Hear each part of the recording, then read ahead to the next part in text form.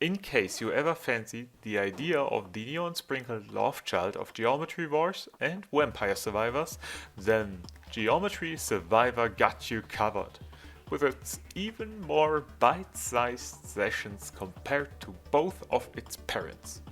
And at that point, hi, I'm That Murphy and this is Going Rogue, the format where I'll play a big bunch of roguelike games trying to find the best, the worst, the weirdest of them all.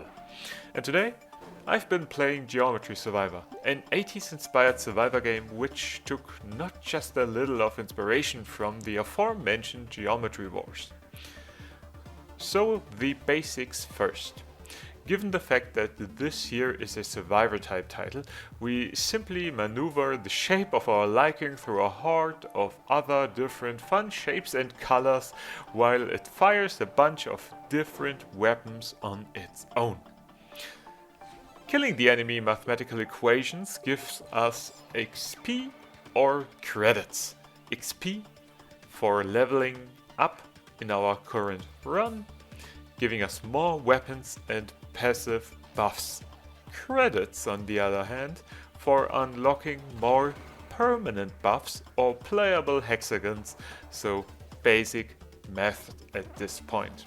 There's a shop, we unlock more movement speed, more credits at the end of each run, more loot magnetism, more basic passive buffs. But there's a little twist in this game here.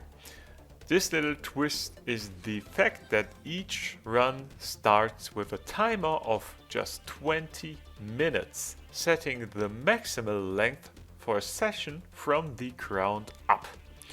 So from the get-go, each run is implied to be rather short compared to some other survivor likes out there.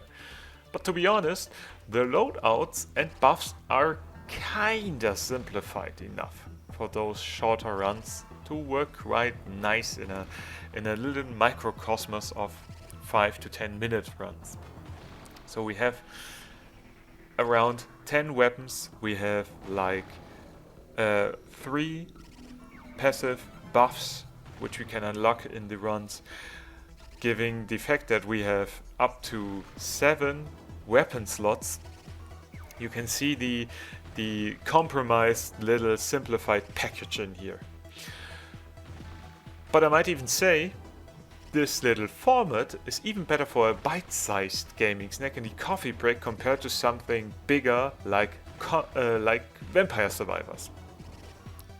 And no, it's not that deep or complex, nor has it as much content. But for a $5 neon 80s synthwave rogue session, it's all it should be. So if you fancy the aesthetics and dig games like Vampire Survivors or Potato or everything else in this genre, you should really give Geometry Survivor a try. Trust me on that one. And if you listened up to this point, thanks for that. This is a kinda short video for a kinda short, kinda simple game, but I've gotta be honest, I've enjoyed it. I'm going to enjoy it. This is a nice little game which I can drop between work appointments or if I have to wait for my tea to cook or something like this, which I can enjoy. So if you enjoy something like this as well, or search for something like this as well, Geometry Wars, Geometry Survivor got you covered. But until then, see you in the next one. And for seeing you in the next one, it's important that you subscribe. Just to say that, you know, subscribing, important, and commenting, and liking. But that aside, see you in the next one. Bye bye.